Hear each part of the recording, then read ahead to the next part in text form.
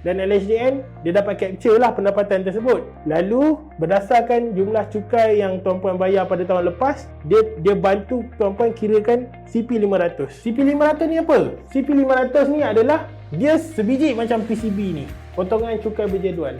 Dia sebiji macam PCB ni. Sekarang ni CP500 ni dia dikenakan kepada orang yang berniaga, entrepreneur. Tetapi PCB ni dikenakan kepada orang yang makan gaji.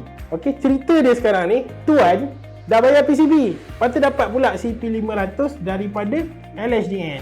Suruh bayar pula. Ini dah tolak 1000. Dekat sini PCB dia suruh tolak 2K lagi. Contohlah Contoh. Apa yang tuan-puan akan buat sekarang bila dapat surat daripada LHDN, dapat surat CP500 ni? Apa yang tuan-puan akan buat sekarang? First, when you dapat surat ni, tuan-puan kena pergi terus dekat LHDN. Kena pergi terus dekat LHDN, bawa CP500 ni dan tunjukkan juga bukti yang tuan-puan ada penolakan PCB. So, nanti pihak LHDN akan revise balik CP500 ni, di mana CP500 ni dia akan revise dan tak perlu bayar. Nice. Maknanya tuan-puan akan bayar PCB sahaja. Tapi kalau tuan-puan gagal bawa CP500 ni ke LHDN, tuan-puan buat bodoh je, akan kena penalti lah sebab tak bayar CP500 ni mengikut time frame yang diberi. Maka kenalah penalti 10% ke ataupun RM200 minimum.